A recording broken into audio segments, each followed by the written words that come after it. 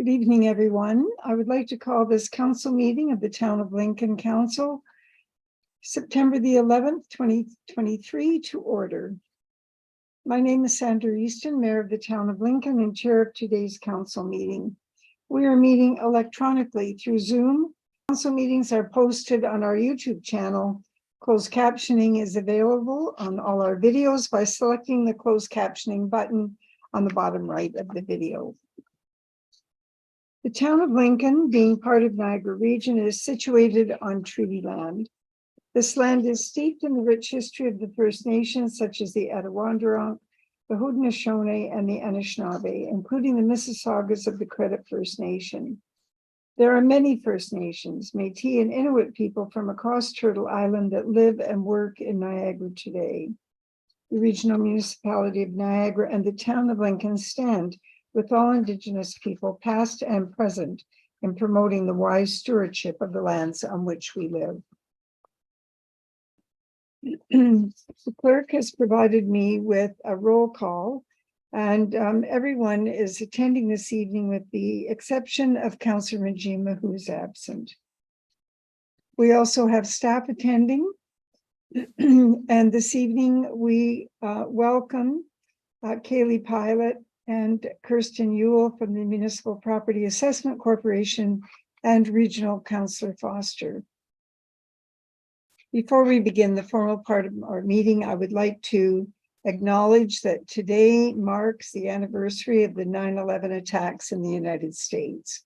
And I would like to take this opportunity to have a moment of silence to reflect and remember those who died 22 years ago today, on September the 11th, 2001. We honor the victims, families, and those heroic efforts of the first responders. Please let's take this moment of silence now.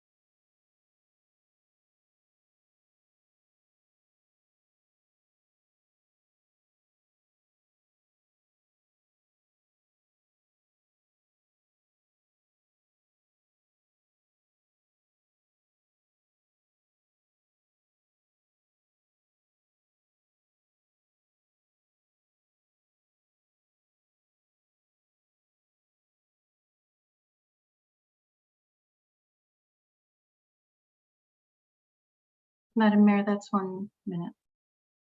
Thank you, members. Item number 5 is the confirmation of agenda. Do members have any additions or amendments to the order of the agenda? There being none, are there any declarations of interest?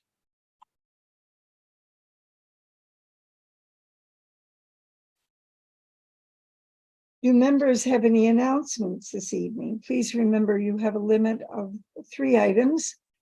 I see Councillor Brunet's hand. Councillor Brunet, please go ahead.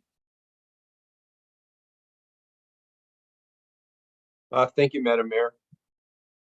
So on Tuesday, August the 15th, operating as Deputy Mayor, representing Mayor Easton and Council, I attended the Human Trafficking Awareness event, which took place at the Beamsville Relay parking lot, where I was joined by CAO Kirkopoulos as well as Director Matt Bruder.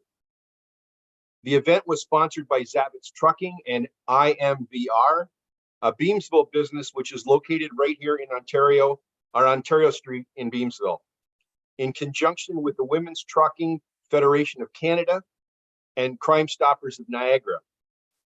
The event was very well attended. RCMP officials, as well as a number of trucking representatives from across Ontario. Dean Allison was in attendance to kick off this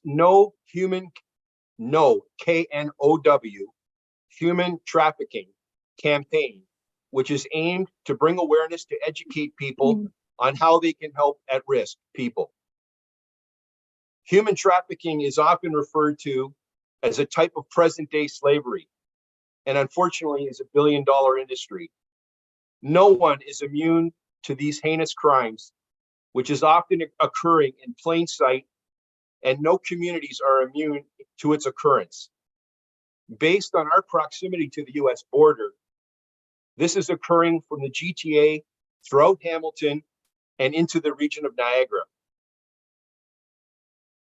I can tell you that IMVR, which like I mentioned, is a business operating right on Ontario Street, which I was not aware of, is quite interested in having council and staff come over and tour their facility and learn a little bit more about what they're doing, not only on this item, but also on other items that involve truck safety around the province and also within the country of Canada. Additionally, Madam Mayor, I was pleased to attend the 2023 AMO convention in London, from August the 20th to the 23rd, along with a number of staff and a number of colleagues. I'll allow my other colleagues to speak to AMO specifically.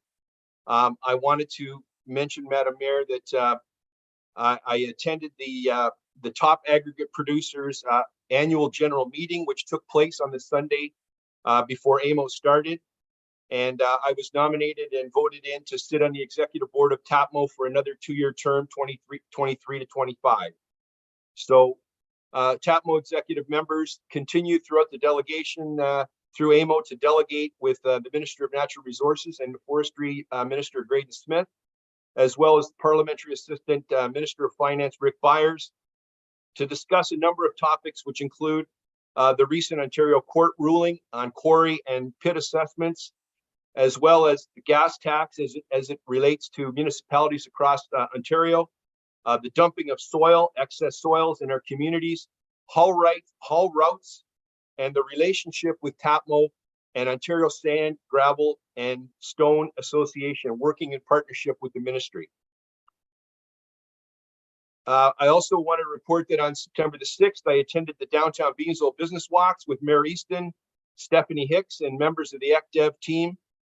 And that evening, participated with the region of Niagara at the PIC for the Beamsville Legion for the reconstruction of Regional Road 81 from Lincoln Avenue to the Durham Roundabout. It was well attended, probably about 45 participants, and Councillor Pachariva was also in attendance that evening. It's been a busy time, and I've appreciated my time as representing you, Madam Mayor, in the functions of Deputy Mayor. Thank you.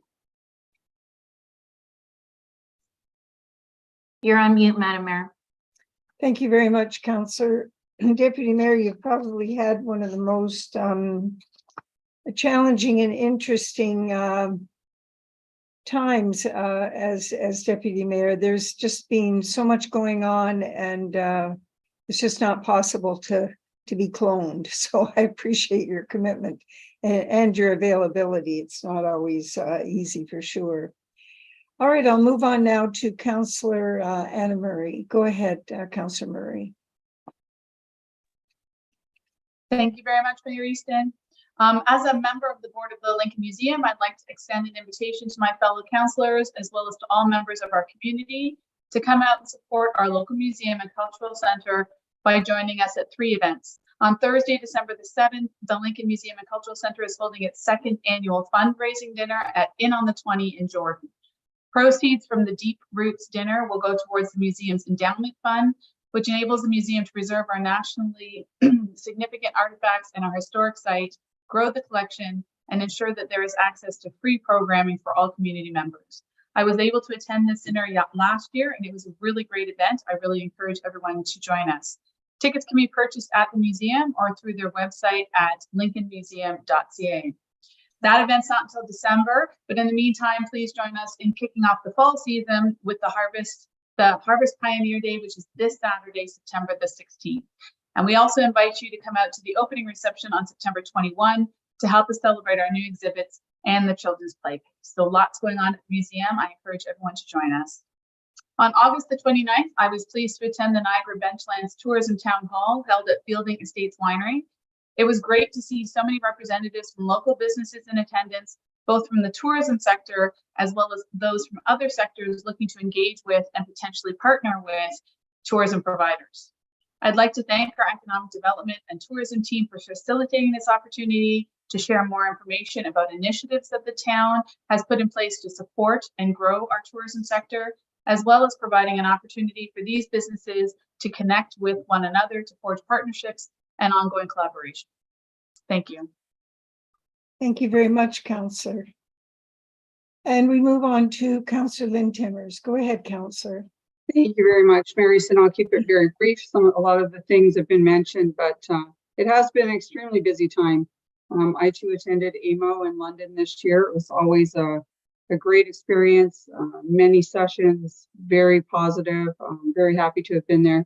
The last couple of weeks have been the downtown business tours, the business walks, as has already been mentioned, and I had the pleasure of walking around in Vineland to some of our local businesses. And thank you very much to Director Paul Deaney and Cameron Rotz for coming along with us and for organizing. And it's always very worthwhile to touch base with our businesses. On Friday, September 8th, we raised the childhood cancer flag at the town hall, as September is National Childhood Cancer Awareness Month.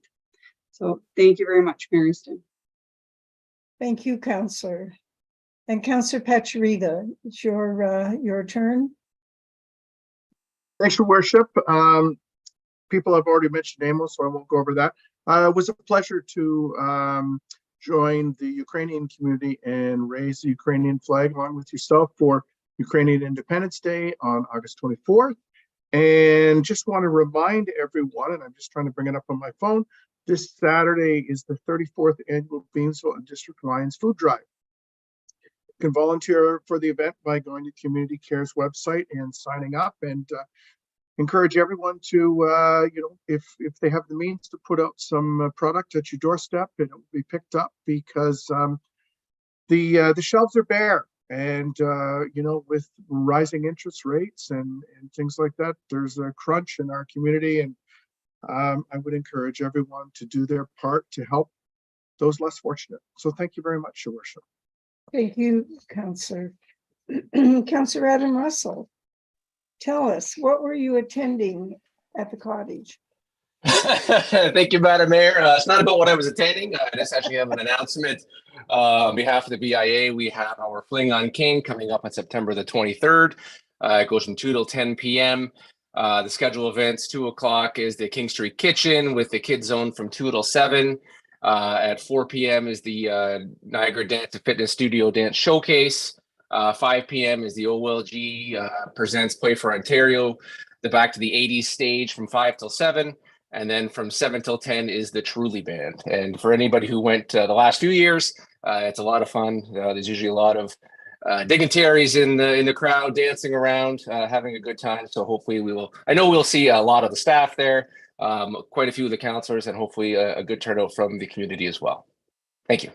That's great. And thanks for the detailed description. It is going to be a great time. I think there were about 5,000 people there last year, if I remember correctly. Thanks very much. And Councillor Mike Mikulik, you're next.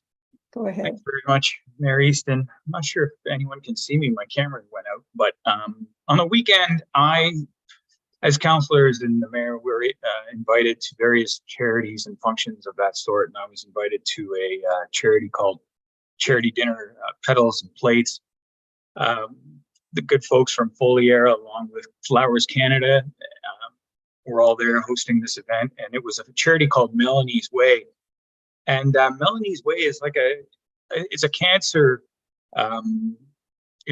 charity where they provide wishes for women going through cancer or have relapsed from cancer, this sort of thing. And it's once in a lifetime wishes. And I went representing council, and it was nice. In speaking with the flower industry, there's a lot of good things that we as council are doing for the flower industry, as well as for various charities in the area. And I think it's important that we do show our faces at these sorts of events whenever possible. So that was a positive experience for me. And it was a moving experience also hearing the stories from these women and husbands that have benefited from this charity. So thank you very much. That's great. Thank you very much, Councillor, and thank you for attending on behalf of Council. And Councillor Pachariva. Yes, sorry, Your Worship, and thank you very much, Councillor Foster, for the reminder. I got so caught up in things that we were doing and involved with that I forgot to mention that Councillor Brunet and myself are hosting our ward meeting next Tuesday night, 6:30, at the old library on Beam Street. So all Ward 2 residents, we would encourage you to come out. We're going to have a presentation and go through some slides and then have an open discussion. So if you want to hear what's happening in the town or questions answered, rather than throwing it up on the face stalker, come and get it from the horse's mouth. Not saying Councillor Burnett are horses, but we'll fill you in. We'll put you on the straight and narrow. Thank you, Your Worship. That's great. Thanks very much. I'm glad that you didn't forget about that. And we'll move on, councillors, to item number 8, which is proclamations. And we have one proclamation this evening for Canadian National Railway regarding Rail Safety Week, and I'll read the proclamation. Whereas Rail Safety Week is to be held across Canada from September the 18th to the 24th, 2023, whereas it is in the public's interest to raise citizens' awareness of the dangers of ignoring safety warnings at level crossings and trespassing on rail property to reduce avoidable deaths, injuries, and damage caused by incidents involving trains and citizens. And whereas Operation Lifesaver is a public-private partnership whose aim is to work with the public, rail industry, governments, police services, media, and others to raise rail safety awareness. And whereas the town of Lincoln supports CN's ongoing efforts to raise awareness, save lives, prevent injuries in communities, including within the community. Now, therefore, I, Sandra Easton, Mayor of the town of Lincoln, do hereby proclaim September the 18th to the 24th, 2023 as Rail Safety Week. The next item on the agenda is recognition and achievements, and we have none this evening. Item 10 is delegations and presentations, and I mentioned earlier that we have a presentation under 10.1 from Kaylee Pyatt, the account manager, Niagara Region Municipal and Stakeholder Relations, and Kirsten Ewell, account support coordinator from the Municipal Property Assessment Corporation, regarding property assessment in Ontario. And I believe that many of our constituents, members of the community, would have heard announcements regarding the MPAC assessment, which hasn't taken place for some time. And so this is a great opportunity to hear from them about the current status and for council to ask questions. So Kaylee, I'm just, I'm looking to see where you are, and I want to welcome you and Kirsten. There's Kaylee. Hi, thank you so much. I believe Kirsten's watching on YouTube, so it's just Okay. me here in the meeting. All right, thank you. Go ahead. We're happy that you're here. Okay, perfect. So I'm going to go ahead and share my screen, and hopefully that works okay. And I can see that, thanks. Okay, Yes. perfect. Now I just need to minimize the videos. Here we go. Perfect. Okay. Well, good evening. My name is Kaylee Pyatt, and as you said, I am an account manager with Municipal and Stakeholder Relations at MPAC, taking care of Niagara Region. I look forward to working with you throughout the rest of 2023 and beyond. So whether you are a newly elected or seasoned elected official, please know that we're here to help and have an entire Municipal and Stakeholder Relations team who can answer any questions you may have. At MPAC, we are Ontario's property experts. Our job is to assess and classify more than 5.5 million properties across Ontario with a combined value of more than $3 trillion. In the past year, Ontario has grown by approximately 45,000 new residential homes, and in 2022, we added more than $37 billion to Ontario's assessment rolls. Now, every municipality uses our assessments to make informed decisions about their community, including the distribution of property taxes. In Ontario, we have 4 key players in the property assessment and taxation system, and they all have a different role and interest in this process. The provincial government, specifically the Ministry of Finance, is responsible for setting assessment taxation legislation as well as policies. They also determine the education property tax rate. There's an independent body that adjudicates appeals of MPAC's assessed values, the Assessment Review Board, and this also falls under jurisdiction of the province. MPAC is an independent, not-for-profit corporation funded by all Ontario municipalities. Our role is to accurately assess and classify all properties in Ontario, and we do this in compliance with the Assessment Act and regulations which are set by the Government of Ontario. We are accountable to the province, municipalities, and property taxpayers of Ontario through a board of directors that is comprised of both provincial, municipal, and taxpayer representatives, all of whom are appointed by the Minister of Finance. Municipalities will determine their budget requirements, set tax rates, and collect property taxes to pay for municipal services such as police, fire, roads, recreation, among many others. And finally, the property owners who pay the property tax bill and help set market value through ongoing property purchases and sales. As you can imagine, maintaining Ontario's property database is very important.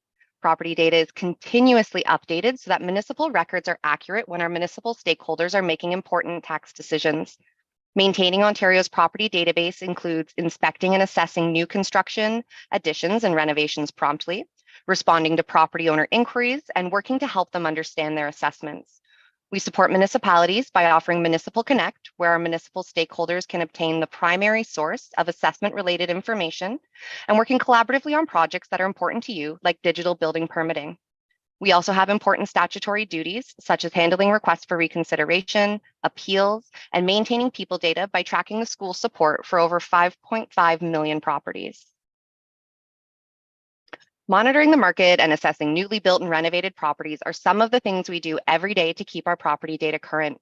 We also periodically update every single property in Ontario based on the same legislated valuation date. We call this an assessment update or a reassessment.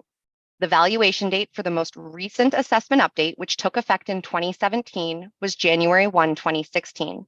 This is when we determined what every single property in Ontario could have reasonably sold for in its current state and condition at a particular point in time. It is provincial legislation which determines when MPAC conducts each province-wide assessment update and sets the valuation date for each assessment cycle. The reassessment, which was scheduled to occur in 2020, was postponed by the province to provide stability and certainty to Ontarians and to enable municipalities to focus on responding to some of the challenges which were posed by the COVID-19 pandemic. As a result, property assessments continue to be based on a legislated valuation date of January 1, 2016. So although the assessment update remains paused, our work continues to keep property data up to date. Property owners will still receive an updated property assessment notice from MPAC if there are changes to their properties. Last November, MPAC sent out almost 800,000 notices to reflect changes to properties. On August 16, 2023, the Ontario government filed a regulation to amend the Assessment Act, extending the postponement of a province-wide reassessment. Property assessments for the 2023 and 2024 property tax years will continue to be based on the January 1st, 2016 valuation date. Once the province announces when the next assessment update will take place and what the valuation date will be, we will let you know, and we're going to work to have meaningful conversations as we work to finalize the assessed values within your community.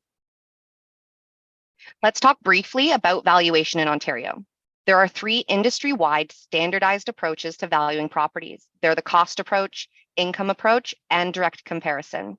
Today, I will focus on the direct comparison approach, mainly used for residential, condo, and vacant land properties. With the direct comparison approach, we analyze recent sales of comparable properties that were sold for a similar or identical use as the property we are looking to value.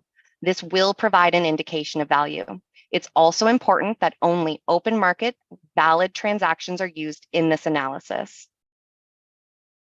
When we're looking at the valuation of residential homes, although our analysis tool is going to consider over 200 factors, the above 5 factors make up approximately 85% of a typical home's value.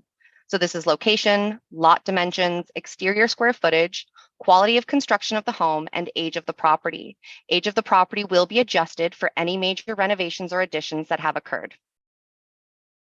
You may ask what draws our attention to a property, and it's typically one of the following things: a market sale, a request from a municipality or property owner, building permit activity, or the filing of an RFR or appeal. MPAC's role is to take building permits and plans and turn them into assessment. Our municipal stakeholders rely on MPAC assessments to levy property tax. The sooner MPAC can deliver assessment, the sooner our municipal stakeholders can realize new revenue. Every year, MPAC processes on average around 300,000 building permits for new development or renovations. There are some times that property owners do not agree with our assessed value. A property owner might connect with you to let you know that they disagree with our assessment, but it is important to remember that property assessments are not taxation. Property owners should ask themselves, could I have sold my property on January 1, 2016 for the current assessed value? They should visit aboutmyproperty.ca to review the information MPAC has on file regarding their property to ensure that it's correct. While on About My Property, owners can conduct comparable research on assessment values in their areas. If a property owner still disagrees with their assessment, they have the option to file a request for reconsideration, and we will review the property free of charge. There's also the ability to file an appeal with the Assessment Review Board. Let's spend a moment to address the relationship between property taxes and assessment. Assessments distribute taxes, they do not determine the taxes to be paid. When a province-wide assessment update occurs, the most important factor is not how much the assessed value of a property has changed, but rather how the assessed value has changed relative to the average change in that class within the community. In anticipation of the next province-wide reassessment, we've implemented a strategy to address misconceptions about the relationship between assessed value and taxation, including resources for municipalities that will ensure when an announcement is made, we're ready with the support you need. This digital toolkit is available on mpac.ca and can help municipalities, including elected officials, mitigate misinformation and provide support and resources to educate and inform property owners. In the digital toolkit, you're going to find a new video, how your property taxes are calculated based on the assessed value of your home. I've linked this video in the presentation on the next slide. Unfortunately, we won't have time to watch it this evening, but if you have not already, I'd strongly encourage you to take the 3 minutes or so to watch the video. Now, with that, I want to thank you for having me here today, and we want to stay connected. So if not already, make sure you subscribe to In Touch, which is our monthly municipal e-newsletter, which can be done through mpac.ca. And please be sure to reach out to me anytime if you have questions or are looking for resources. Thank you very much, Kaylee. You were spot on timing wise. Thanks very much. All right, so let's, I'll just put this out to see if there's any questions from any member of council. Just have to have another look here. All right, I see Councillor Anna Murray. Go ahead, Councillor Murray. Thank you very much, Madam Mayor. Through you to Kaylee. Kaylee, thank you very much for this presentation. I'm the only first-time councillor on this particular council, so I know that my fellow councillors have a lot more experience with working with MPAC, so I hope that you will have a little patience with my question. I know that you did say quite clearly, and I do understand that the assessments is not equal to taxation. That's a totally different thing. It's just a tool that we use as part of calculating what the taxes will be. But what I'm struggling with a little bit is that what you did say is that any new sales or anyone who has acquired a renovation permit, those values have been updated for their homes. Is that correct? That's correct. So then what I'm a little bit wondering about is, does that not mean that a home that hasn't changed hands or hasn't had a renovation permit applied for or worked on, that means that their values are still sitting at 2016? Whereas the house right next door that sold this year is at the 2023 value in terms of where they sit in the matrix of what their home is worth? Okay, through you, Madam Mayor, to the councillor. The January 1, 2016 valuation date is how every single property in Ontario is assessed using that valuation date. So if you've had a renovation or addition, you've made a physical improvement to the property, but that is still valued as a January 1, 2016 date.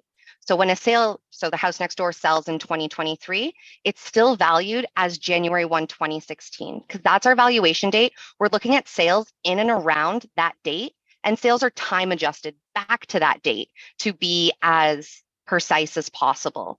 So when we get a reassessment, when we have a new valuation date, then we're going to look at sales that are closer to that valuation date to develop new values that will then be applied to every property in the province. Okay, that's exactly what I was looking for. I really appreciate that. So if I can just reiterate, just make sure I've got my head around it. So the house was sold in 2023. You guys are going to say that's great, but it was worth this in 2016. So that's the price that we're going to have on the assessment. That's correct. Okay, thank you very much for clarifying. You're very welcome. All right, thank you very much, Councillor. And Councillor Russell, please go ahead. Thank you, Madam Mayor. My question is, again, I'm not sure if you have the notion yet or the plan for when the reassessment dates start due coming up, or when you get that plan in. The entire world has changed in terms of real estate value from 2016 to now, and like there's been a big crescendo. We are seeing a bit of a drop off in overall market prices. But how are, like, when we do eventually get that assessment date and we start working towards a modern assessment value, how are we going to bridge what those values were back in 2016 to now? Like it's such, there's going to be such, you know, some values are probably going to double. Some could be 2 times plus. Like for a municipality, again, I know part of the presentation is that it's going to work in our favor because we're going to get increased taxation, but that's not necessarily the benefit to our community, because if their taxes are going to go up twofold, again, none of us are going to be sitting around this table having this conversation again. So just wondering, what would that terminology be, or the model to try to bridge between when you do get an assessment date to that 2016 original assessment? Absolutely. So through you again, Madam Mayor, to the councillor, what I want to reiterate is the piece of the presentation where we talk about that property assessments are not taxation, they distribute taxes. So even if your property value doubles or triples, that doesn't mean that your property taxes double and triple. What we pay attention to is how much did your property value change relative to the properties in the same tax class. So, and the YouTube video that I spoke to does a really good job kind of breaking this down and using simple numbers in comparing 3 homes. But to kind of give a Coles Notes version, it's if my house goes up 10% and your house goes up 5% in talking about assessed value, that's where we're going to see a differential in the potential tax increases. And the tax increases are based through the municipality on your municipal operating budget. And I do kind of like to leave anything to do with the taxes operating to the treasurer and the municipality to take that side of it. But I think the real important factor here is, yes, we're going to see big numbers in terms of assessed value of homes, but the increase in assessed value does not equal an increase in taxes. Okay, thank you for that. And through you, Madam Mayor, a follow-up? Yes. Okay, this time to our treasurer, if she can take herself off mute for a second. Would that then mean that we would decrease our percentage that we apply the taxation on to make sure that we are still in the same kind of ballpark as far as what the residents are feeling on their tax bills?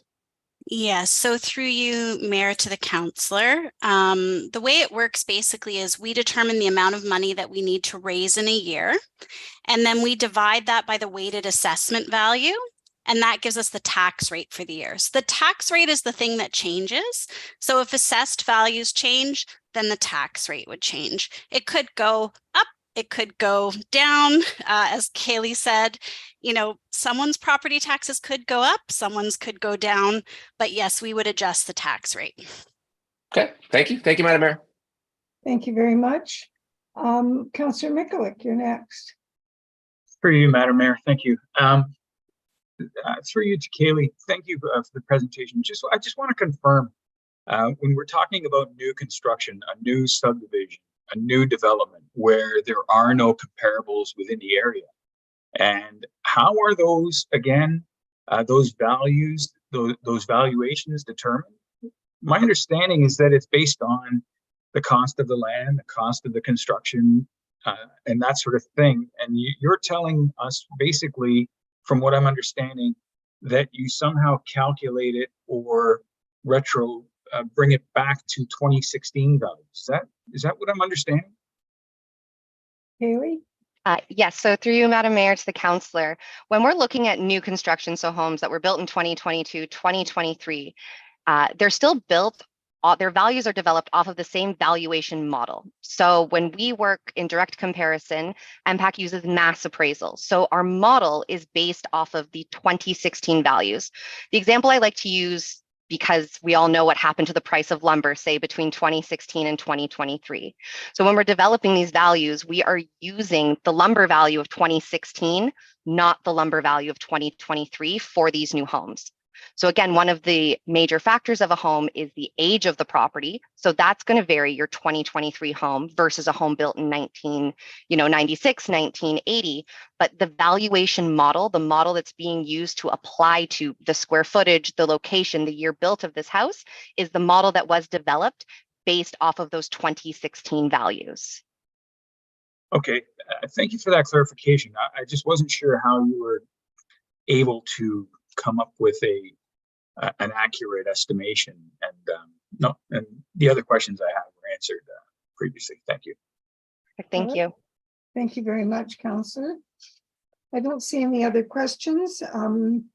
And I have a motion moved by Councillor Russell and seconded by Councillor Timmers. The council receive and file for information the presentation from Kaylee Pyatt, Municipal Property Assessment Corporation, regarding property assessment in Ontario. Madam Clerk, would you please carry out the vote? Thank you. And for tonight's purposes, we'll be doing that through a show of hands. So all of those in favor, please show your hands. Thank you. And any opposed? Councillor Miklick, I'm going to take that down and assume that that was in favor. Thank you. That carries, Madam Mayor. Okay, that's great. Thank you very much. And Kaylee, thank you very much for attending this evening. It's been very helpful. Thank you. It was a pleasure to be here. Have a great night. All right, councillors, we'll move on now to item 10.2, which is the Regional Councillors Report. Councillor Foster, you're with us? I am here. Very good. Go ahead. First off, excellent presentation you guys just got from MPAC.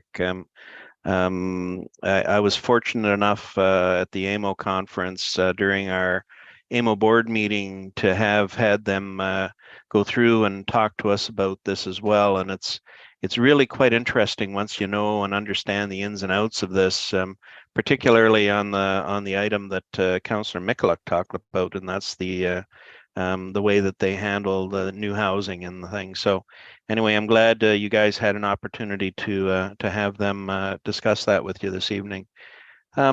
This is committee week at Niagara Region. So a whole lot of exciting region stuff going on, I'll tell you. I know you guys have read the report. So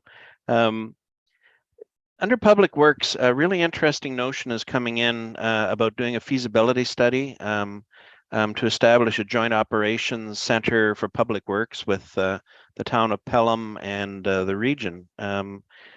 Pelham needs new facility, and the region, of course, has had facilities within the town of Pelham as well. So anyway, that's coming up, and the start of that particular feasibility is going to go in place.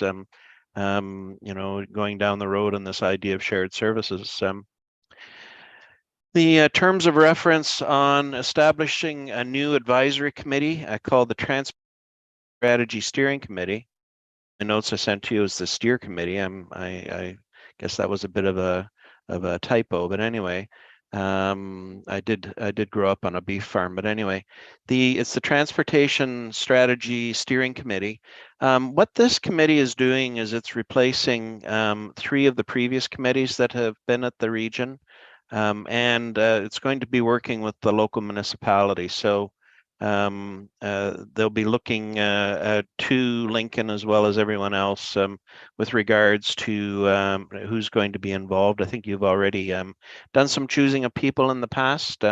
It may just be a matter of continuing on with that, but obviously when that information comes down to you, you guys can make the appropriate decisions with that.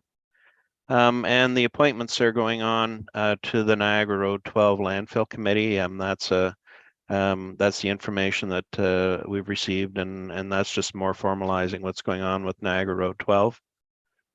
Public health, sort of the second month in a row, we have a budget adjustment that's coming into play. We've had some additional funding provided from the Canada-Ontario Community through the Canada-Ontario Community Housing Initiatives. And this, by the way, is fully funded from MMAH. And so it's 1.859 million that's coming into play with this. This is additional funds that are being spent in this area that certainly are critically important in this time. And of course, we're going to make sure that these things are moving out appropriately.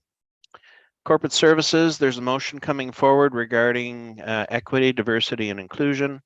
If you want, this one's being led by Councillor Redekop out of Fort Erie, and it's a fairly important motion. I would suggest, if you're interested, take a look at the agenda for the Corporate Services Committee meeting this upcoming Wednesday.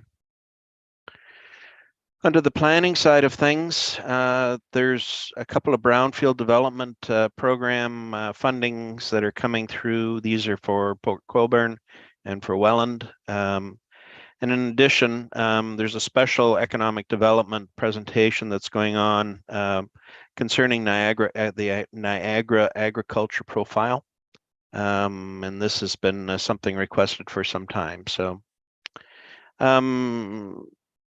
lobbyist registry. So we had quite an interesting meeting, Mary Easton and I, last week at the region. Suffice it to say that it was not one of the better meetings that we've had at the region in a while.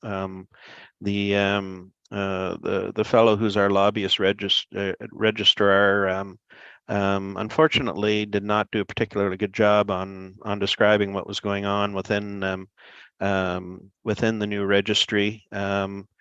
So suffice it to say, there's a bit of a timeout going on so that we can get the correct information out there instead of somewhat of a misguided bit of information that went on the other night.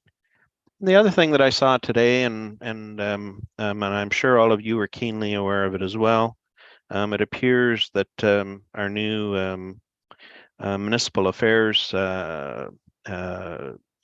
minister, Mr. Calandra, is backing down a bit on the facilitator discussion that's going on. Certainly, there was no announcement today. We shall see what happens over the next number of weeks. I think the provincial government has a few things on their hands that they have to get straightened out before I think they're willing to dive into this again. So anyway, we shall see as all of this shakes out. So with that, Madam Mayor, that is my report for this evening. Thank you very much, Councillor Foster. Are there any questions, councillors?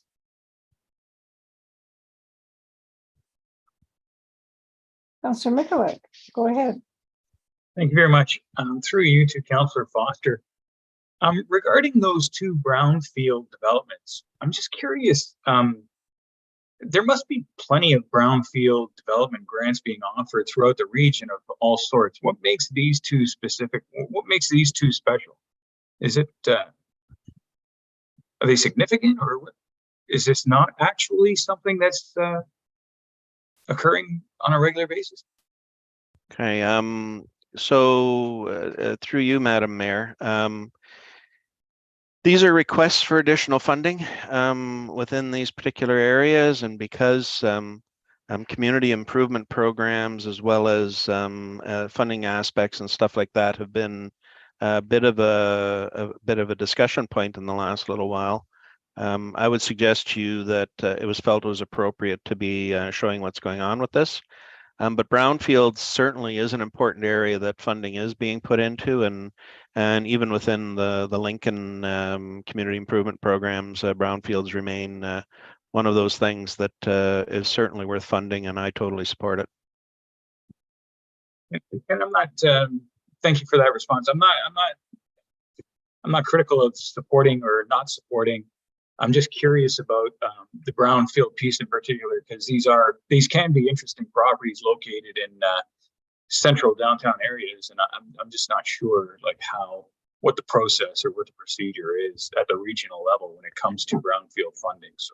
So remember out of this, through you, Madam Mayor, is that local area municipalities such as Lincoln, such as St. Catharines, such as Port Colborne, such as Welland, are the ones that actually control the community improvement programs. And so these are joint ventures. The region puts in funding through a memorandum of understanding / work that's being done ahead of time within these particular things.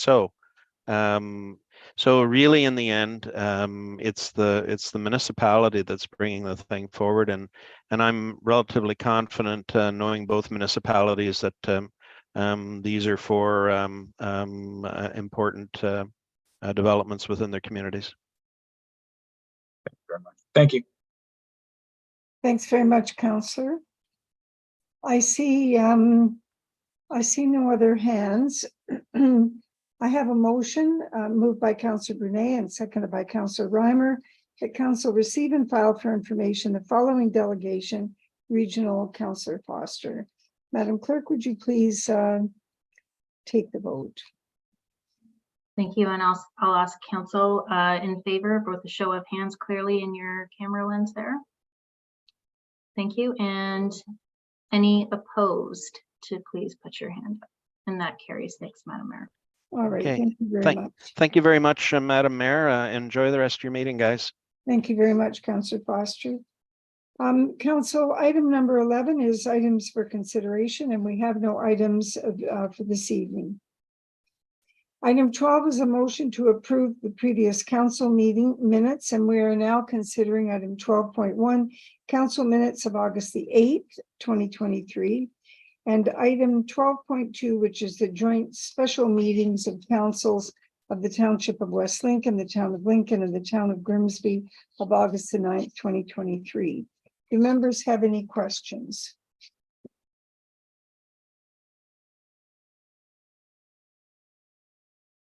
I see none, Madam Clerk. Seeing none. I have a motion moved by Councillor Reimer and seconded by Councillor Pacharita.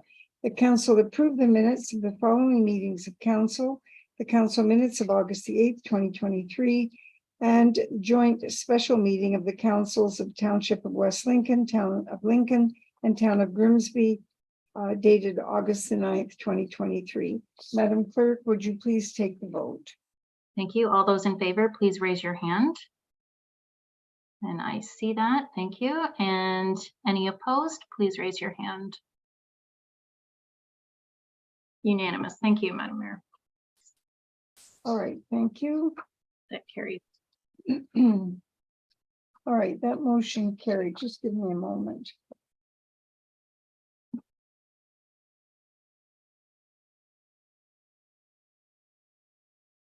All right, the next item on the agenda is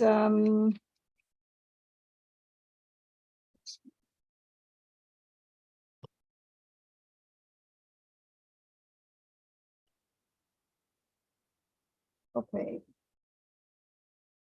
We're now considering item 14.1, which is a notice of motion, which was brought forward by Councillor Brunet, and the motion is seconded by Councillor John Pacharita. This motion was first introduced to council on August the 18th and is being presented this evening for consideration. Councillor Brunet, would you please go ahead and speak to the motion? Yeah, thank you, Madam Mayor.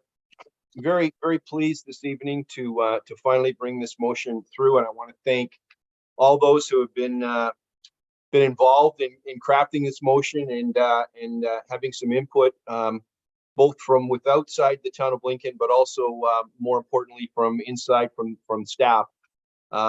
Received a lot of support, and so just wanted to recognize that on behalf of Councillor Pacharita and I. So before we get into the motion itself, I just want to be very, very clear, very specific that you know, we have policies, we have tree policies and bylaws within the town of Lincoln. Everyone knows that. And I think we're always looking to strengthen our bylaws. I think we find that in many jurisdictions, in a lot of things that we touch every day, whether it's cannabis or whether it's parking. So, you know, strengthening bylaws, I think, are a positive thing. And we have had unprecedented growth in Lincoln over the last 3 to 5 years, and especially in Ward 2. Councillor Patrick and I have had, you know, a number of subdivisions with thousands of new homes coming on board. And with that, you know, comes additional obstacles, and we certainly have seen those. I don't want to indicate in any way, shape, or form that we haven't been working behind the scenes. I know community services for the last number of years has been working with Burek, the Vineland Research and Innovation, and we've been working and doing good work with Brock University. But I think we can always do good work, and we can strengthen that. And I think it is important that we strengthen it because of the stresses that we are seeing, especially in development. So I know our CAO is going to speak to this, but I just really wanted to also say that, you know, Councillor Timmers, that also sits on the Heritage Committee Advisory Committee, can attest that, you know, in the Heritage Committee, you know, we're constantly looking at trees and how it affects trees in the community. Not only looking at climate change and looking at, you know, our tree canopy, but also preserving, you know, heritage. Heritage doesn't always have to be a building, doesn't have to be a church or a school. It can be a tree, and we've got trees right now that the Heritage Committee is actually speaking about, and some of these trees are over 200 years old. So we have to look at these things from all kinds of different lenses. So Madam Mayor, very pleased with this motion. You know, I think there's not a desire here to reinvent the wheel. I think staff has recognized from day one that there are a number of best practices that are already enacted in municipalities. Some of those, we don't have to go too far away: Oakville, Cambridge, Barrie, and Kingston. And a lot of times, you know, even municipalities that have strong bylaws, private and public tree bylaws, are always looking to strengthen those by successive amendments. And I think we will continue to do that. We have done that, and we will continue to do that.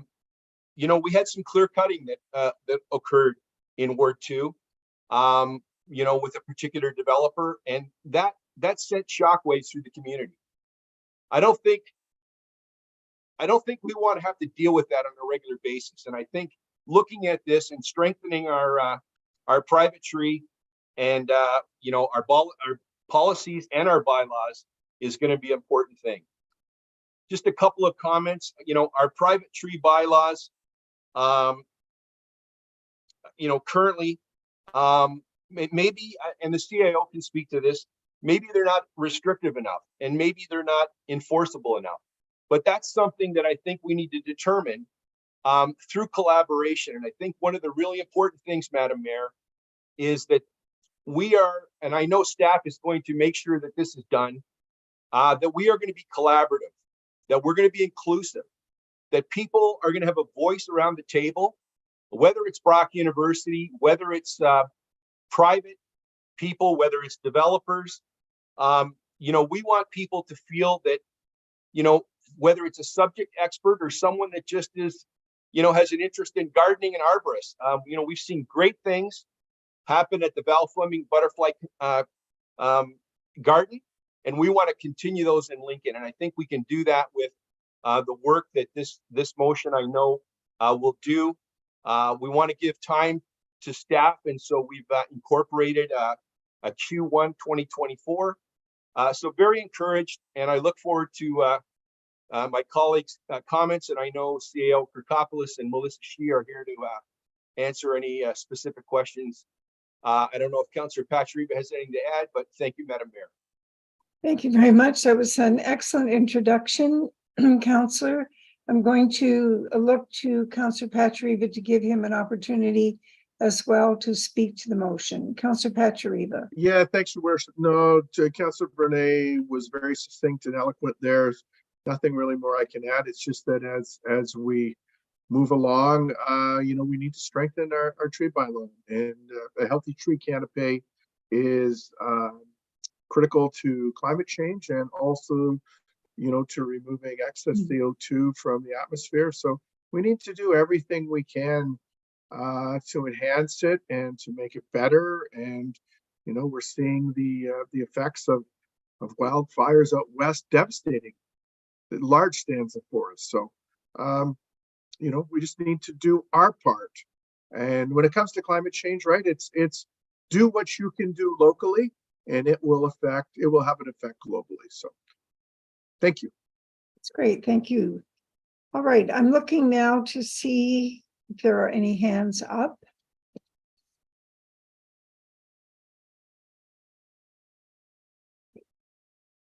I'm relieved. I was getting concerned. There weren't any comments. Councillor Timmers, please go ahead. Thank you very much, Mary Stin. When we talked about tree bylaw probably a couple of terms ago, and I wasn't quite sure why this motion was coming forward, but I understand that, we're moving up the review, we're strengthening it. The landscape has changed drastically in our town in the last, 5 years. So I absolutely support this motion. I think it's very timely. And the heritage piece, yes, we did have a discussion at Heritage around protecting our older trees in our community. Some of our trees are our oldest assets that we have. And I think this is a really good piece that needs to be included in the policy, as well as the age and the very old trees that we do have within our community. So I'm really happy that Councillor Brene and Councillor Pachariva have brought this forward, and look forward to the review and the new pieces that are added to this policy to strengthen tree protection in our community. Thank you, Mary Stin. Thank you very much, Councillor. Councillor Anna Murray. Please go ahead. Thank you very much, Mayor Easton. Through you, Tony, thank you very much for presenting this. I do have a couple of questions. Your motion does note that you were going to, it was scheduled to be reviewed in 2 years already. And I know that you did mention the concern that you had with some of the clear cutting that you've seen in your work in particular over the last little while. But it was my understanding that clear cutting was already not allowed under the current bylaw, that's not going to change really. So I'm wondering if you can share a couple of a little bit more about why you feel what we have in place right now is not sufficient for the next 2 years, considering that one of your concerns is already covered under the current bylaw. Yeah, absolutely. Thank you, Councillor Murray. So, you're right. We do have policies and we do have bylaws. But I think we can strengthen those. So just as a couple of examples, and I'm really glad you gave me this opportunity, and it's almost like we teed this up, but we didn't talk about this, but you give me the opportunity to talk about, just as an example, we have policies, but we need to look at the policies for the quality and the quantity of soil and the requirements that we're doing for newly planted trees, street trees, and trees in new developments. We need to come up with tree lists and policies for developers that are heavily favored to native trees. We need to look at naturalization plans for parks and other city-owned property that really need to be strengthened in our policies and our bylaws. And we need to make sure, things are changing. And I'm not suggesting for a moment that we've got departments that are crafting bylaws or policies, but we need, I think what's very important is we have a very active bylaw department now. And we need to make sure that we're not just crafting bylaws and policies that our bylaw department cannot enforce. So I think it's a real collaborative effort that we need to do. It's a changing climate, a changing environment, and we need to make sure that we're meeting the goals for not only today and tomorrow, but for decades. And I think this is a unique opportunity for us to do this. And I think we have people, more importantly, Councillor Murray, we have people watching us, sitting in the wings, and they want to come off the sidelines and be at the table to help us strengthen these bylaws so we don't have these issues moving forward. And I think collaboratively, we can achieve what we're looking to do. I hope that answered your question. Mayor Easton, may I ask a follow-up question? Yes, Thank you, through Tony. the chair, through the chair. Through you, Mayor Easton, thank you. So you mentioned, you said like collaboration, bringing more people to the table. That's great. You had talked about having experts come forward from VRIC, from Brock. Are there going to be opportunities for public input as well for the people who have trees on their property and are concerned about the restrictions that may be coming into place and how that impacts their properties?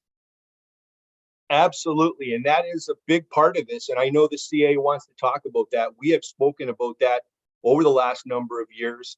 And I don't want to speak on behalf of the municipality, but I know the CAO wants to speak to that. I think one of the problems, I use that word very loosely, one of the problems we've had is that maybe it hasn't been, some people thought it was too restrictive. Other people thought it wasn't restrictive enough.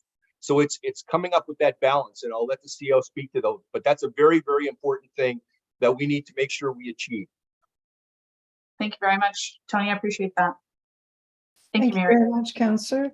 Mr. Kirkopoulos, on the matter of some of the questions that have been raised and just some of the historical gaps that the councillor has identified in the notice of motion. Do you have any comments? Through you, Madam Mayor. First to Councillor Murray's questions. I think when we look at our tree protection mechanisms, they probably do need to be, I think examined. I think about things, for example, tree protection is sometimes a condition of approvals in the planning process. And so there is sometimes an exemption from the policy if it's part of a planning process. So I think we need to tighten up some of the language. We need to look at thresholds, for example, when we have development, minimum sizes in terms of lot coverage or lot sizes and what that does to it. So I think with the changing planning legislation and the planning framework, that's resulted in us wanting to look at it. I think to your question around public consultation, Councillor Brunet's recollection and others is correct. We probably had those that thought at some points we were too restrictive, those that thought we needed to be far more restrictive. So public consultation and engagement was one of the comments I wanted to make. Councillor Brunet, I think, did a great job summarizing why we're looking at a policy and what's in this notice of motion, but engagement, not only with expert agencies, but folks in the community, people in the community who every day live and breathe it. I think about the differences between things in the urban parts of our community versus the rural parts of our community. And I think that's an important element of it. And there's a number that have already expressed interest. I think about, again, Darby McGrath and what's happening at Vineland Research. I think about the work that's happening by those in our community. I think Liz Banian is someone who has been in our community for a number of years, has been a passion of hers with Ontario Green Conservation in terms of the work that she's doing. So there's a number that out there I think we can talk to. I look at the project in Jordan Village and what we were able to do in terms of putting large caliper trees in a very concrete environment and what that means. And again, I think when we look at the tree canopy, when we look at climate change, when we look at temperature and the differences when you have trees versus not trees. Recently, I think I was sharing with staff how trees are used from a traffic calming perspective as well. They can make it's a way to make streets safer. So I think trees are an incredible or an important element of what we're doing, and looking at this policy and updating it is probably timely from a staff perspective as well. I know both Melissa and Matt and I have had these conversations, Shannon and her team as well. Larger caliper trees, things that can, sustain and I think are a little bit more resilient, right? Trees being planted in the right spots as well. So as much as it's, let's not cut trees down on private property or public property, it is also the types of trees we're planting, how we're planting them, how we're making sure that they're sustained and grow. So a lot of municipalities are also going through these similar challenges. So I think we can look at what others are doing and maybe even come together in terms of some best practices. So those are my comments through you, Mary Easton, to Councillor Murray and members of council. Okay, thank you very much. I'm going to go back to Councillor Murray just to make sure that her question has been satisfied. Yes, thank you very much, Mayor Easton. I'm fine. Thank you. Councillor Mikoulak. Thank you very much, Mayor Easton. Through you to staff or to Councillor Brunet. So similar to Councillor Murray, we do have tree policies in place and, you know, deposit structures for new plantings to ensure their livelihood, their lives, or the success rate of the new plantings. But is this going to affect the private regular resident trying to cut down a tree in their backyard? And the fear that I have is a possibility of excessive red tape if somebody wanted to cut a tree or trim a tree, or what's the extent of this tree bylaw that we're looking for here? Okay, Councillor Mikoulak, I know that this question is going to come up when we have the bylaw in front of us, but I'll turn to the CAO to see if he can give us, put your mind at ease in the interim. Mr. Kakopoulos? Through you, Madam Mayor, and I'll let Melissa chime in if I've missed anything. I don't want to presuppose that it will or it won't. I think we need to look at various policies that are out there and determine what is the size of tree you're cutting down. I think that also establishes, is a permit required versus not.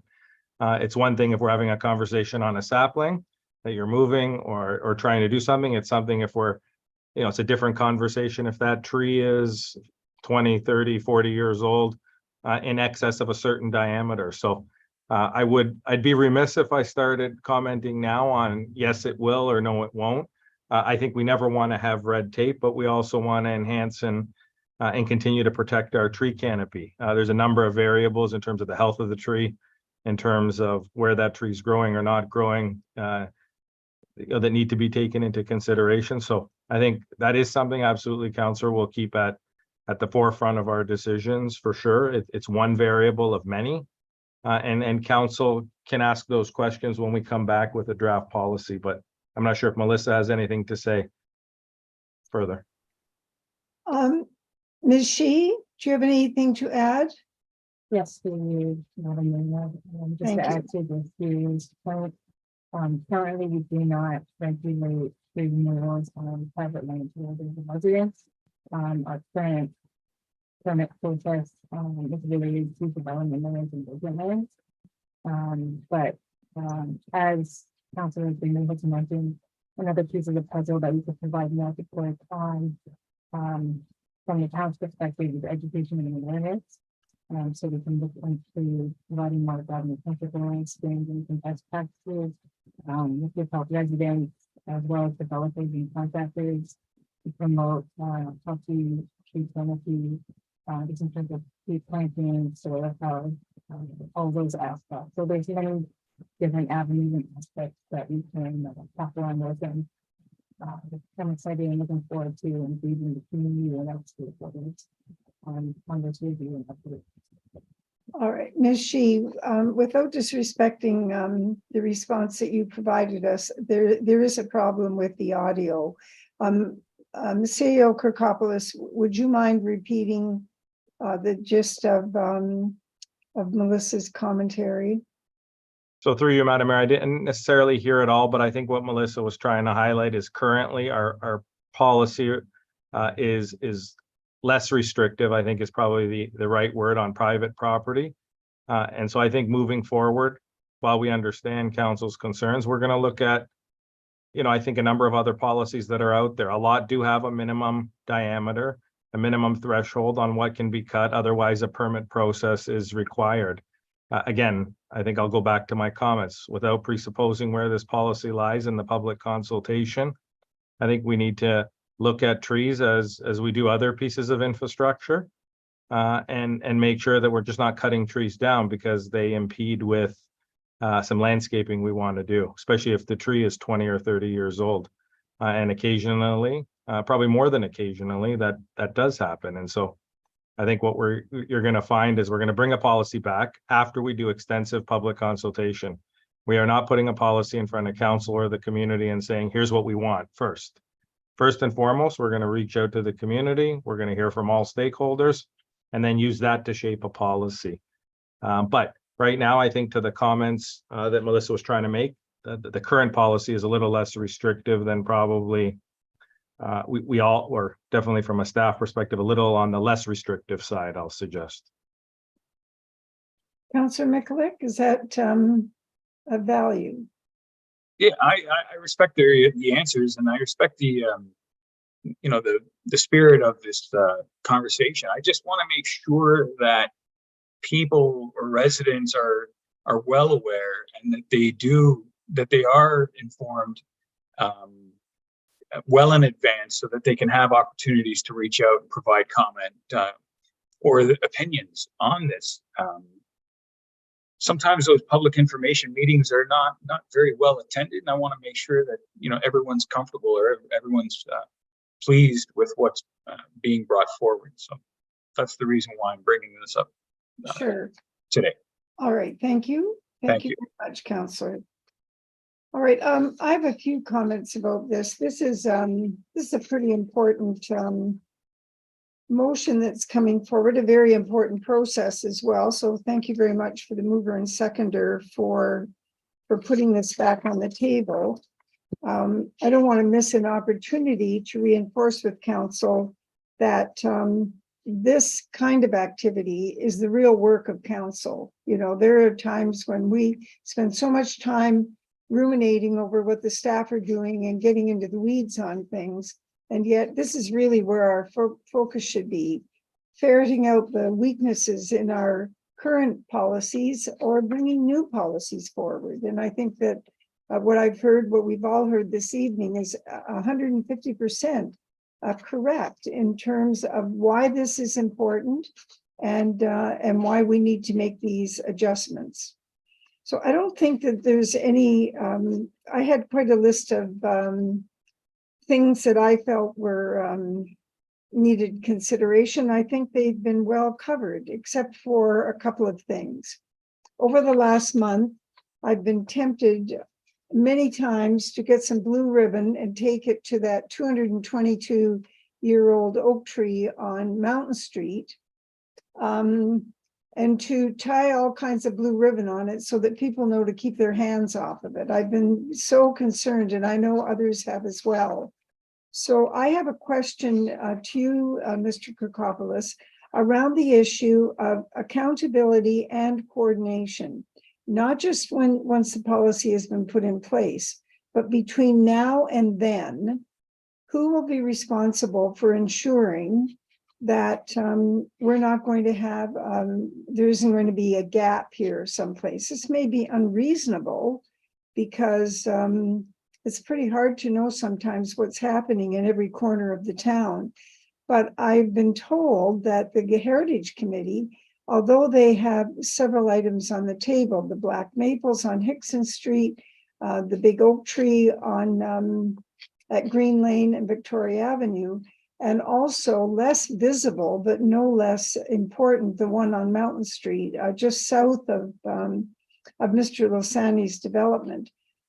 I don't know whether that tree is in the road allowance or where it is, but my point is that tree, but I want to know who's going to keep an eye on things while the bylaw is being changed, and to make sure that we don't have any disappointments.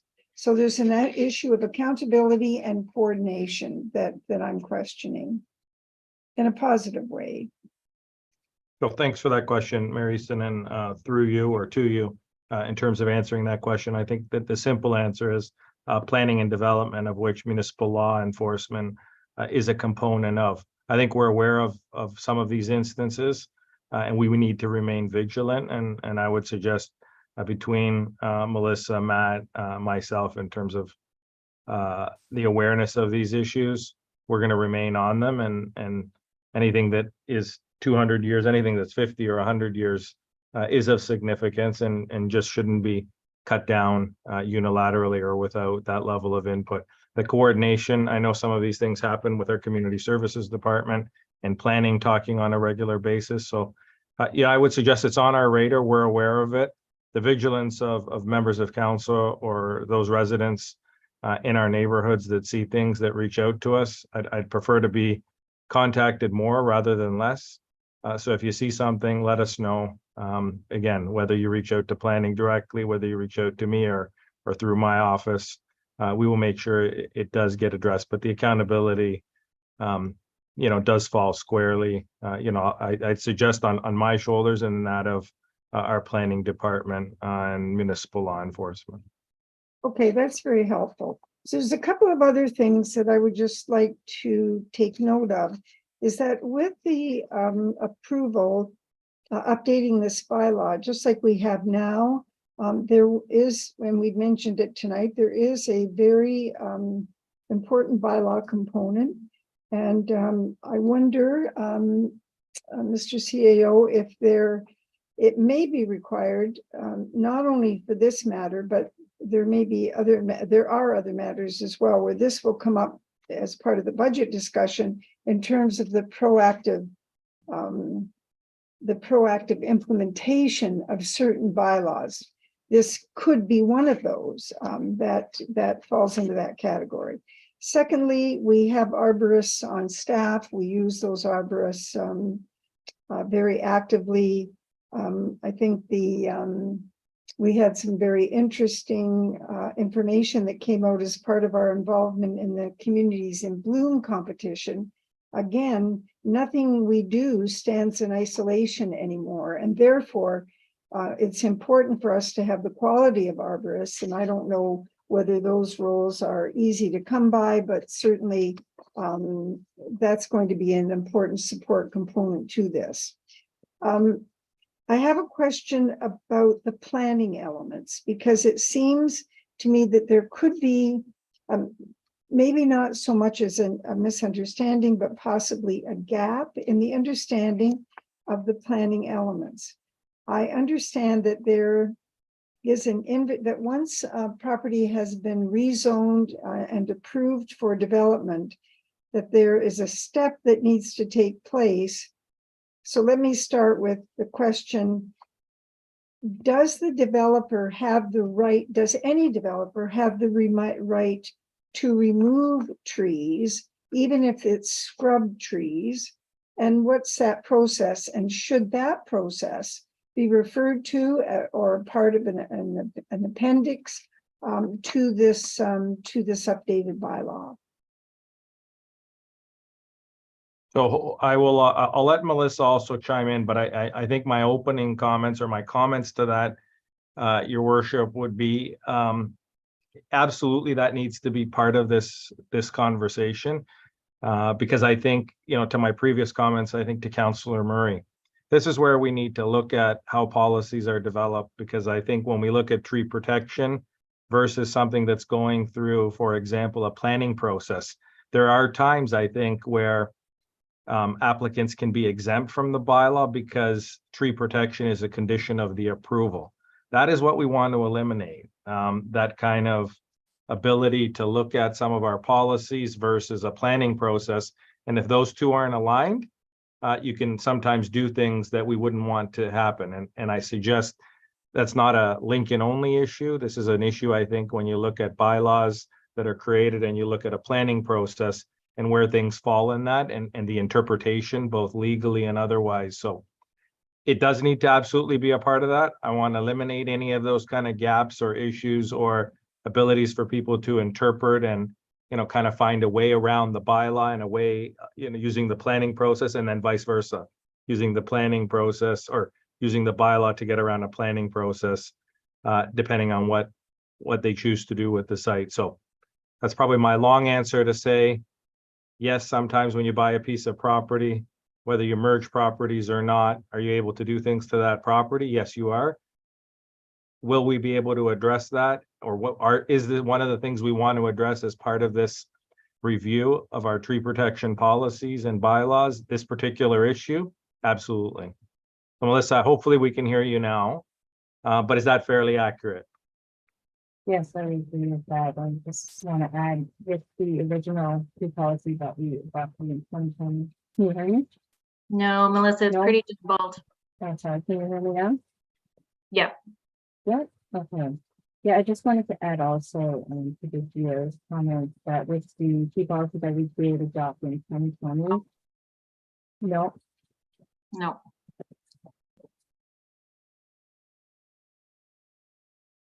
hold on Maybe, now. maybe if you turn your video off. Is that better? Yeah, a little bit. Yep. Yep. Okay. I just wanted to add that with the key policy that we adopted in 2020, we now require that all development applications provide an inventory of the existing trees by a certified arborist and indicate, can you hear me still? Yeah, it's pretty jumbled, Melissa. Okay, okay. Or through you, Madam Mayor. I think what Melissa's trying to say now is one of the things we did add, so to give council a little bit of comfort, is we do require an inventory of trees be taken before they're cut down. But that does, I think, again, that doesn't preclude us, I think, from tightening up our policy, specifically around development applications, that even if you were to achieve that inventory, you can still cut them down. I think we want to figure out if you're in a planning process that doesn't circumvent an actual bylaw. So those are some of the things I think we're going to tighten up.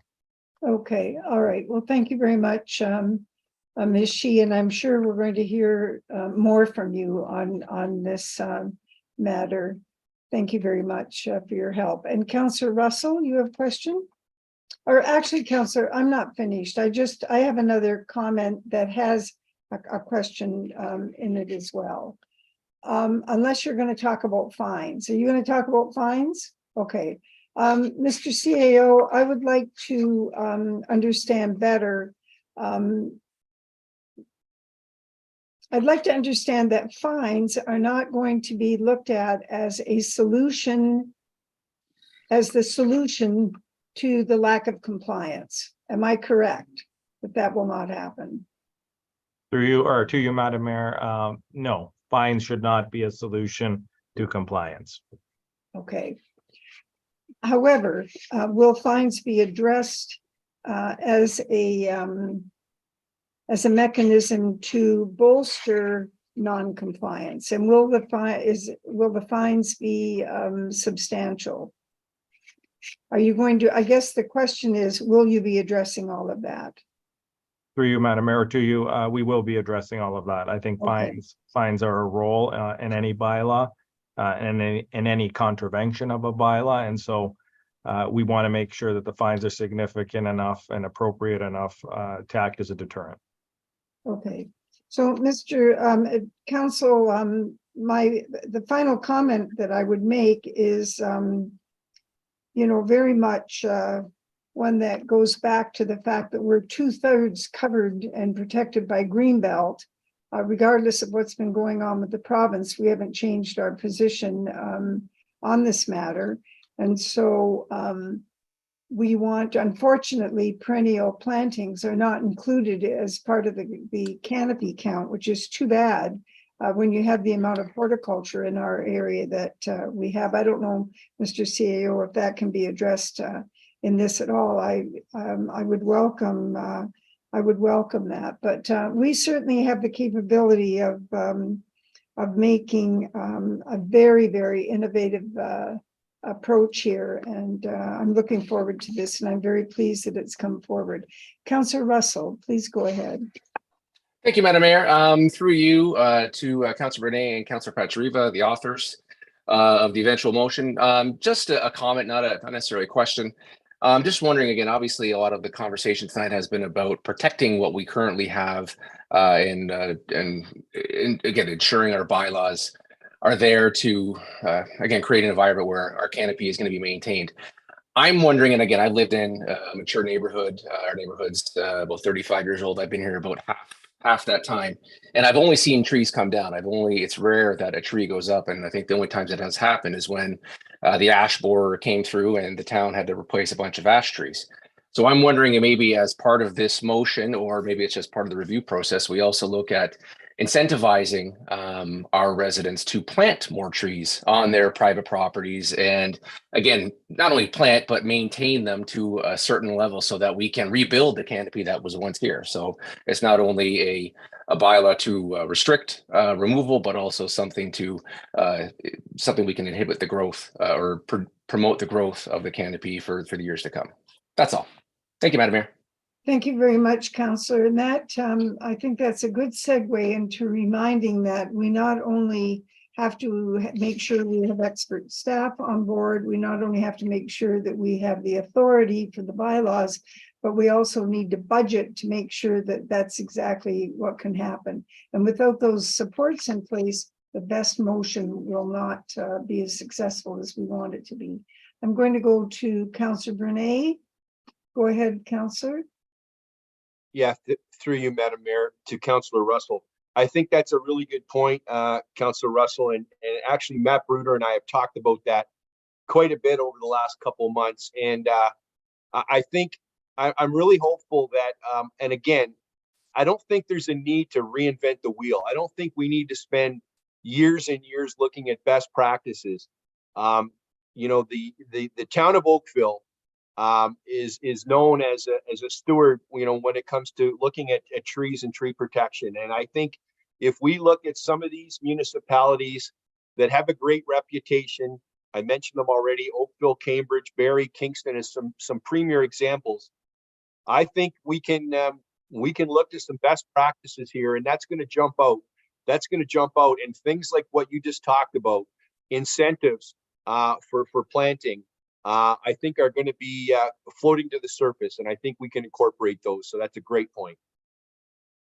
Thank you very much, Councillor. Councillor Pachariva.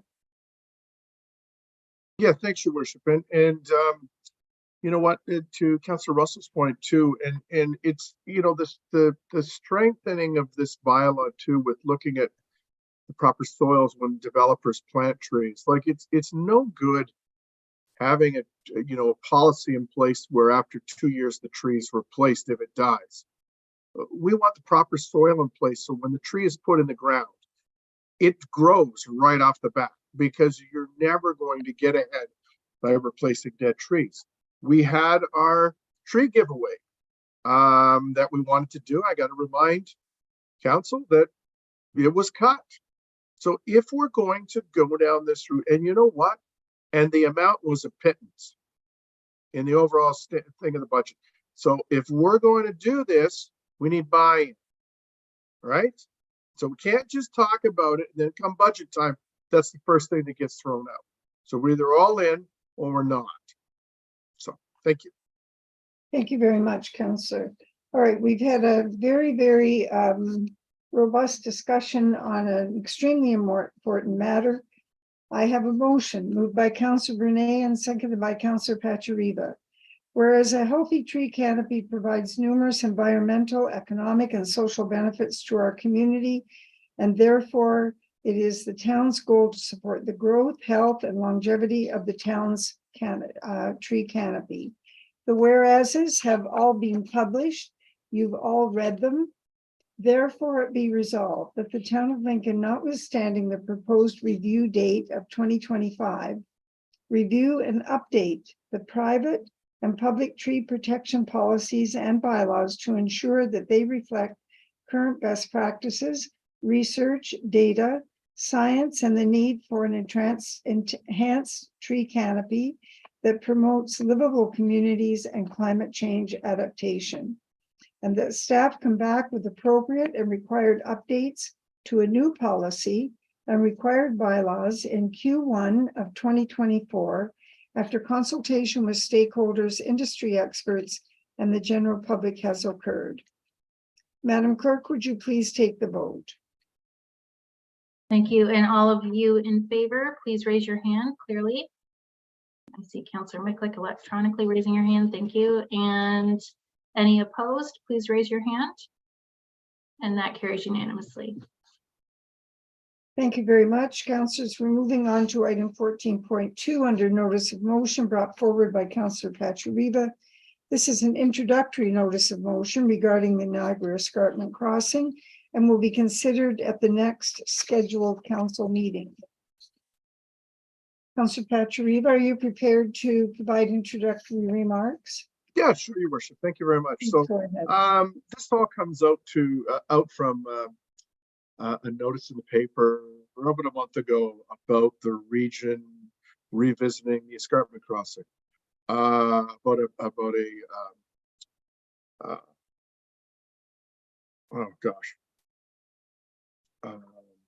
Environmental impact assessment on it.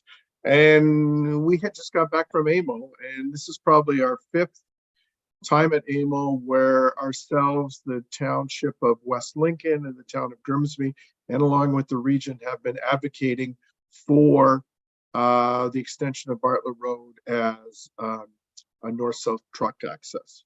It would benefit both Lincoln and Grimsby by getting trucks out of our downtown corridors, would facilitate a movement of goods up to the escarpment. Would help West Lincoln with their industrial park. It might also lead to us having a second industrial park on the escarpment, and it might be that a connection to Highway 20, Mid-Peninsula Corridor, and get some relief off the QEW. So there was much consternation that was caused in the public when this came out, is that it was opening back up.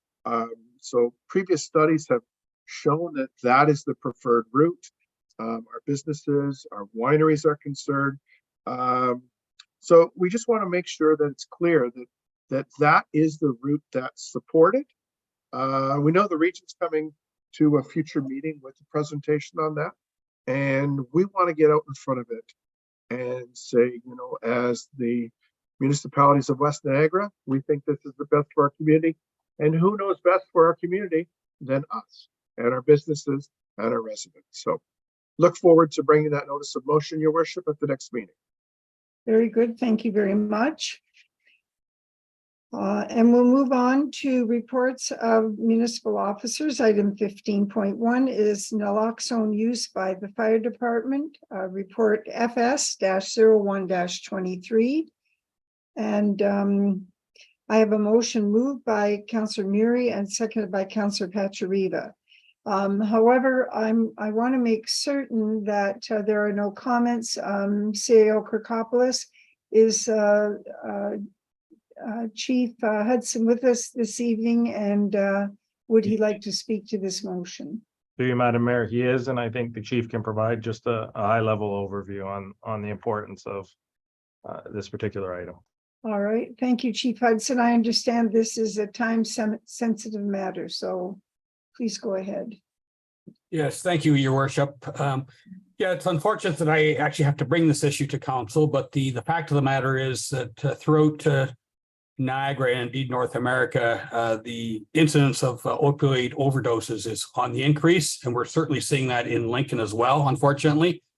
So this is a request actually to enter into the Ontario naloxone program, whereby emergency responders are able to get naloxone nasal spray at no cost through the Minister of Health and Long-Term Care. And that really would help in two ways. Number one, it's another tool in our toolbox for the first responders to assist people who may be experiencing life-threatening conditions due to an overdose. But secondarily, it also protects our own first responders and firefighters should they be exposed to an opioid during the course of their response. So really the ask is to allow us to enter into this program and to proceed with training our firefighters as part of the normal medical response training program. So thank you. All right, thank you very much. The report was circulated with the agenda. Do we have any questions from the councilors?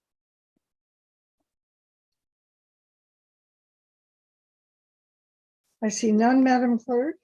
I have a motion moved by Councillor Muri and seconded by Councillor Pachariva. Receive and file report FS-01-23 regarding fire department use of naloxone during responses to opioid overdoses in the town of Lincoln.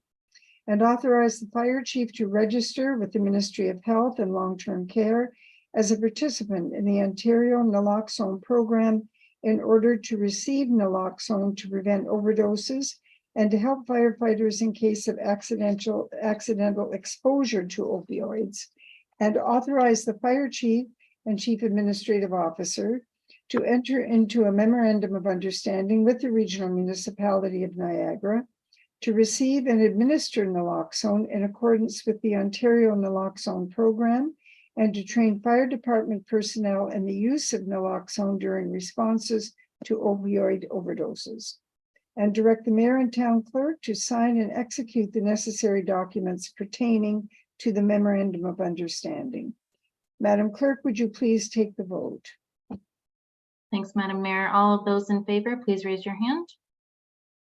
Councillor Mecklick, I do see yours raised electronically, and anybody opposed, please raise your hand. And that carries unanimously. All right, thank you. We're moving on now to item 15.2, which is the mayor's report, and I have just a couple of items. One is a little bit of a different direction, and I just want to report on some attendances I made over the weekend. In the last few weeks, I've had two questions in the form of directions to council that have come from members of the community, which is unusual because normally if there are items that people want to bring up, there is a formal process for these to be addressed. In this case, these directives were for the town to write a letter to the province to request that the changes to the authority of conservation authorities be reversed and taken back to its previous status. And so I'm putting out an invitation here to any councillor that this happened to come out of Ward 2, that if the councillors have an interest in this and feel that there is that it requires us to send such a letter, it would need to come in the form of either a delegation directly to council so that we would have an opportunity to ask questions, or another form of formal motion, not unlike the motion that Councillor Pachariva just brought forward in regard to the matter of the north-south corridor. So just for information, I want to remind council that the current arrangement that we have that limits the activities of the conservation authorities is one that puts the conservation authority and the town very much on notice in terms of working together. And so Conservation Ontario and our local conservation authorities know that we have joint agendas now. And at the present time, there's a couple of items within Lincoln that have been, we've raised, and one we raised with the Conservation Authority, which was the 15 Mile Creek loss of the dynamic beach. And secondly, another matter, which actually was brought forward by Councillor Foster in his role as the chair, but also as Lincoln's representative, relating to Jordan Pond, the Jordan Harbor area, and work that needs to be done there as it falls under the authority of the Conservation Authority. So I believe that there is a much higher level of accountability. There's certainly much more transparency than there was in the past, where we could actually ignore issues around our natural features, and there really wasn't very much going on in terms of challenges, but also conservation authorities could have independent agendas that we were not familiar with. And there were times when it ran up against issues around private property ownership. So I believe we have now a much greater transparency, but I'll be happy to share the information around this. And if there's any counselor that feels that we should be sending such a letter, we can bring that forward through the proper channels and have a discussion about it. The second was the matter of matters related to Bill 23 and the Green Belt, and the fact that we should be sending a letter to the province for redress, which of course we know has happened. However, I would like to remind council and anybody that's watching that the town has extensively responded both directly and indirectly through any number of agencies, as well as all of the external committees that a number of us sit on.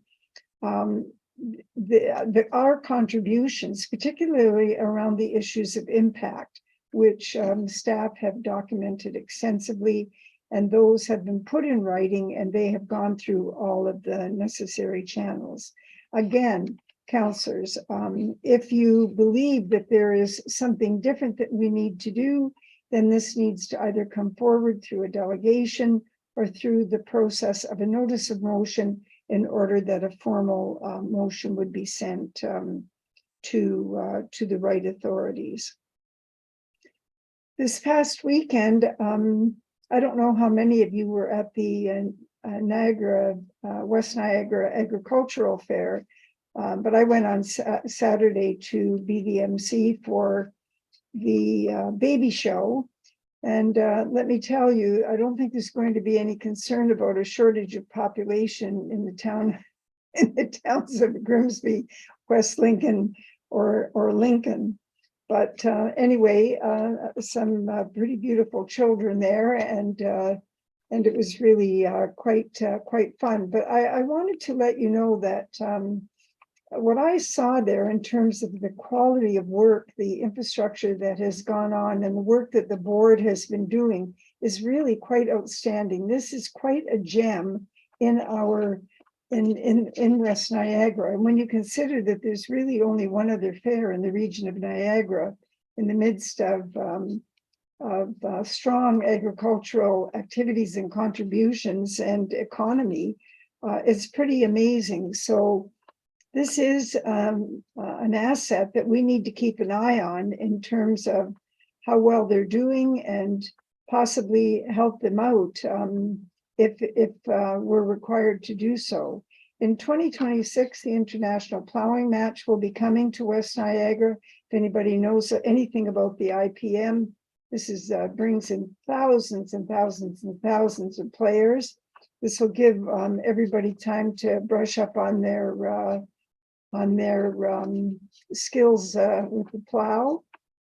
Anybody that wants to come into my office, I can show you, there's a big trophy in my office, and the trophy is it's a women's plowing trophy.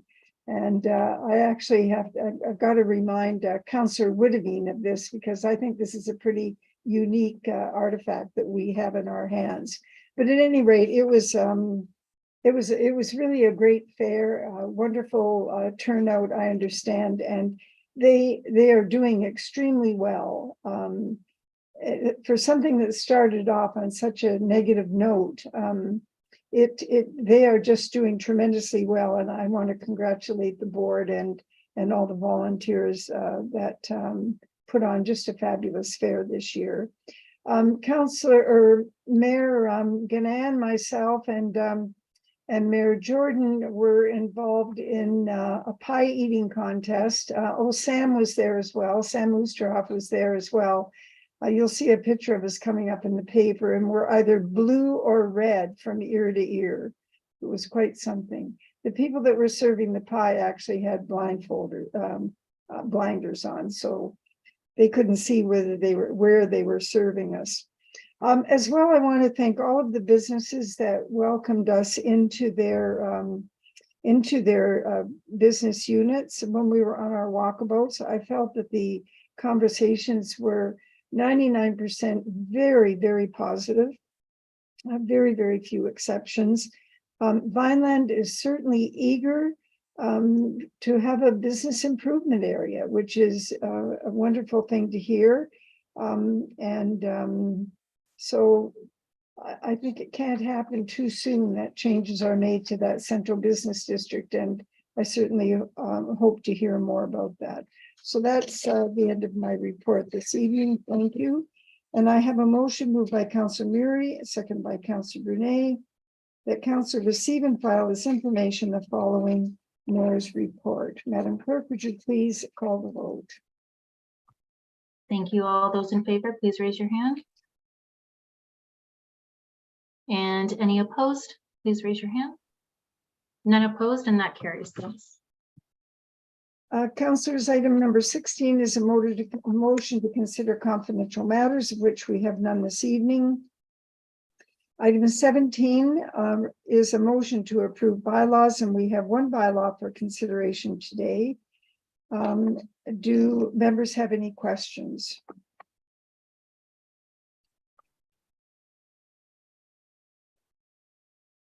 I see no hands. I have a motion moved by Councillor Timmer, seconded by Councillor Russell, that leave be given to approve the following bylaw number 2023-56, bylaw to authorize the partial release of the terms and conditions of a site plan agreement executed under bylaw number 2022-12, Maple Leaf Nurseries, St. Catharines Limited. Madam Clerk, would you please take the vote? Thank you. All those in favor, please raise your hand. And if there's any opposed, please raise your hand. And that carries unopposed. Thank you. Thank you. Item 18 is a motion to confirm the proceedings of the council meeting, and I have a motion moved by Councillor Russell and seconded by Councillor Murray that leave be given to introduce bylaw number 2023-57, being a bylaw to confirm the proceedings of council at its meeting held Monday, September the 11th, 2023, being read a first, second, and third time, that bylaw number 2023-57 be enacted and passed, and that the mayor and clerk sign and seal the said bylaw. Madam Clerk, would you please take the vote? Thank you. All those in favor, please raise your hand. And any opposed? And that carries unanimously. I have a motion. My apologies. Before we move to adjourn the meeting, do members have any comments? I see none. I'm moving on then to the motion to adjourn. I have a motion moved by Councillor Pacharita, seconded by Councillor Timmers, that the council meeting on September 11th, 2023 be adjourned at 19:58 hours. Madam Clerk, would you please take the vote? Thank you. All those in favor, please raise your hand. And that carries. And any opposed? That carries, Madam Mayor, unanimous. Thank you, everyone. This concludes our council meeting for the evening. Thank you very much for joining us. Thank you, Madam Clerk. Thank you, staff. Thanks, council. Good night, everybody. Good night, everyone.